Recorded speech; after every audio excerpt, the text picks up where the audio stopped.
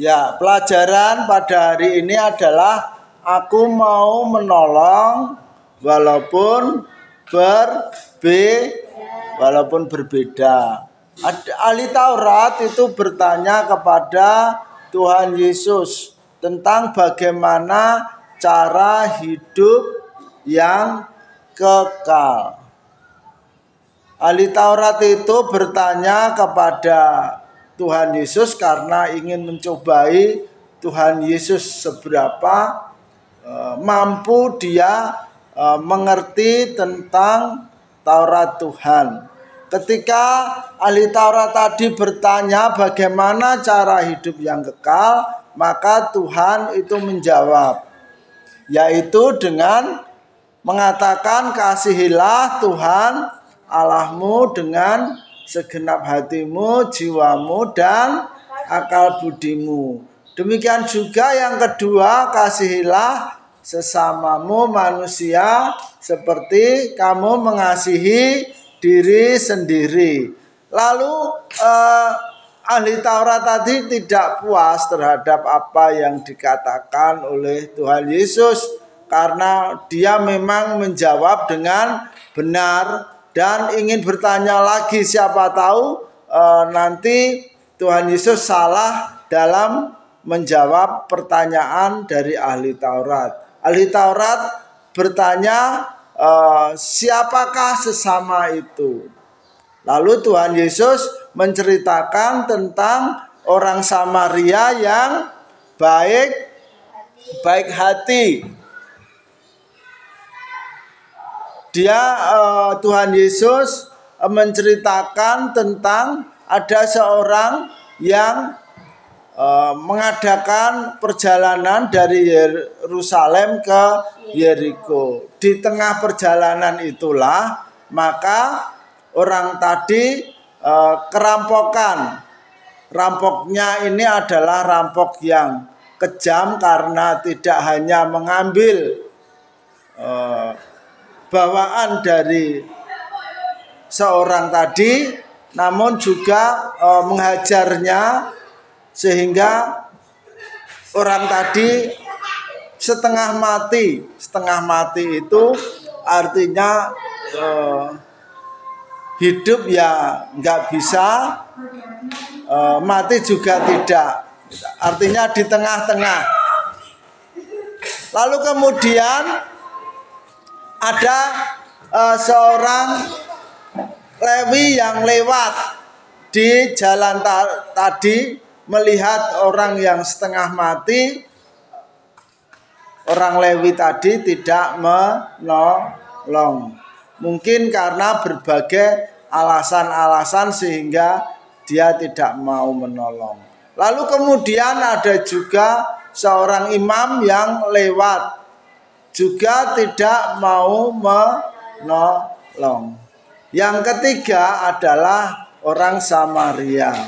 Yang dikatakan Tuhan Yesus adalah orang Samaria yang baik hati. Mengapa baik hati?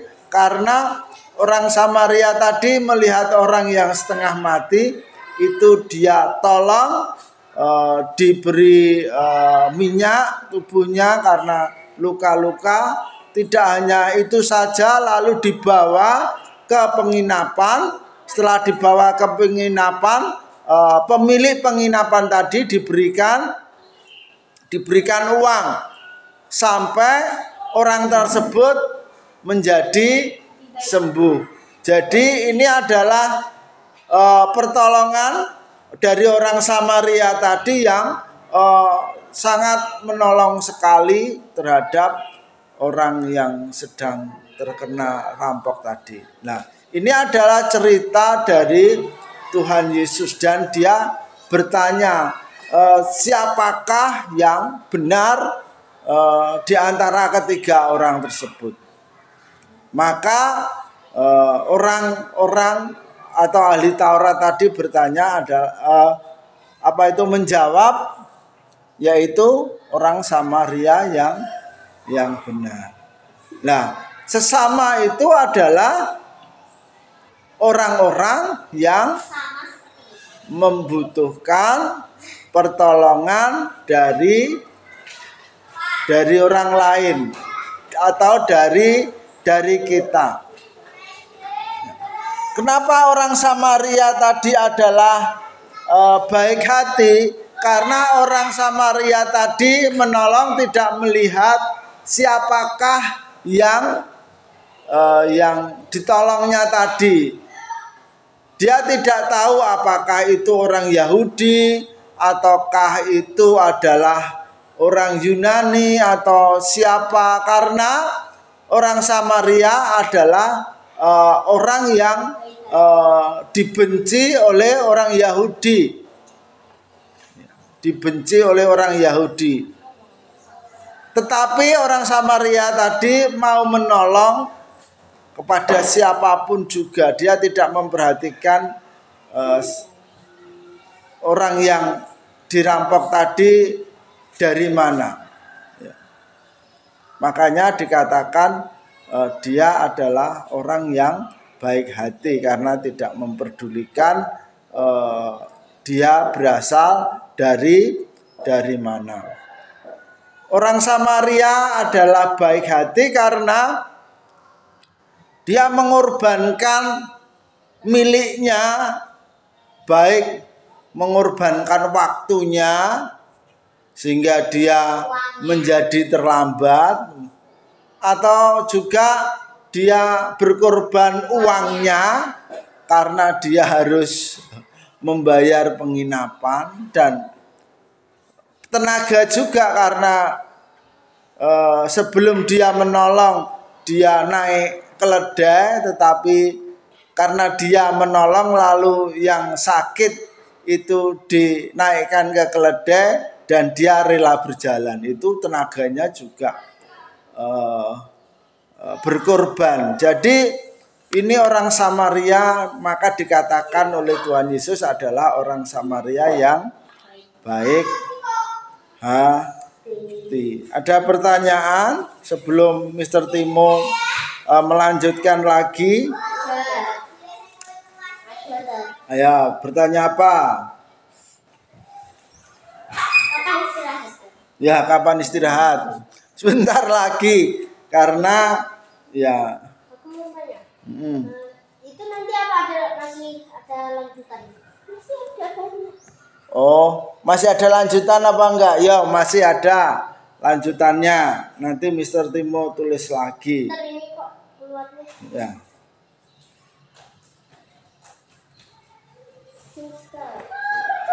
Kalau orang Yunani itu ngomongnya kayak mana? Orang Yunani bicaranya ya dengan memakai bahasa Yunani. Jadi kalau orang Indonesia itu pakai bahasa Indonesia. Kalau orang Yahudi pakai bahasa Yahudi. Bagaimana bahasanya bahasa Yunani? Misalnya ton logon, terus logos, kurios. Kalau hurufnya itu seperti alfa, beta, zeta, delta, gamma, kayak gitu ya. Yaitu bahasa Yunani. Ya, sekarang kita lanjutkan. Nah, itu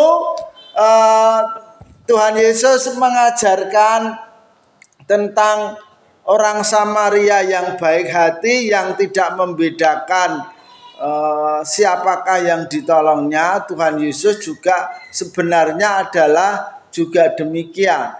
Dia menolong kepada siapapun juga.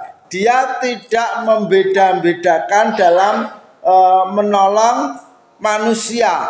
Jadi keselamatan itu diberikan, bukan saja diberikan kepada orang-orang Israel saja atau orang-orang Yahudi saja, namun keselamatan itu diberikan kepada semua orang yang mau percaya kepadanya. Seperti kita ini bukan orang Israel, bukan orang Yahudi. Tuhan mau tolong kita sehingga kita tebus sehingga kita diselamatkan oleh Tuhan karena kita percaya kepadanya. Oleh karena itu maka sikap kita harus juga tidak membeda-bedakan, mau menolong kepada siapapun sesama yang membutuhkan pertolongan. Misalnya Kaila menolong temannya yang temannya di kelas. Ya terserah siapa, misalnya enggak membawa pensil atau pensilnya jatuh karena Kaila itu pensilnya banyak, dia mau menolong, misalnya seperti itu, ya kan? Lalu misalnya Ica membawa makanan yang banyak, lalu Kaila pas saat itu uangnya jatuh, nah kemudian diberi, ya. Jadi apa? Menolong kepada siapa? Kepada siapa saja, ya. Tidak menolong kepada temennya tok gitu, ya. Misalnya Kaila sama Ica itu bersahabat, yang ditolong Ica saja, yang lainnya nggak mau ditolong.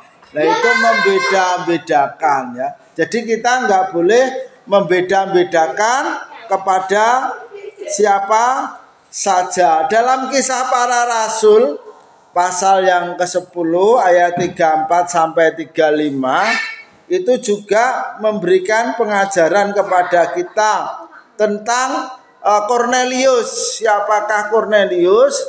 Kornelius itu adalah seorang perwira dan dia orang yang takut akan Allah, dia adalah orang yang tulus dan dia adalah orang yang baik hati.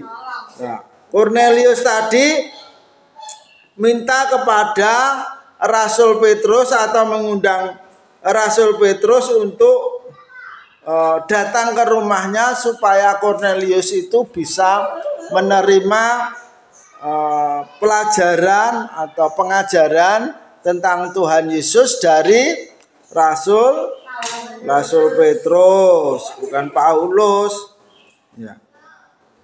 Dan Rasul Petrus itu datang ke rumahnya Kornelius dan memberitahukan tentang Injil kebenaran Allah, tentang memberitahukan tentang Tuhan Yesus yang hidup, yang kemudian mati dan bangkit untuk menebus dosa manusia. Dan Kornelius percaya kepada Tuhan dan dia mau dibaptis. Ini menunjukkan bahwa Tuhan Yesus itu adalah Tuhan kepada semua bangsa. Jadi keselamatan tidak hanya diberikan kepada orang-orang Israel saja. Di luar Israel, yaitu Kornelius yang adalah sebagai seorang tentara pun diselamatkan oleh Tuhan.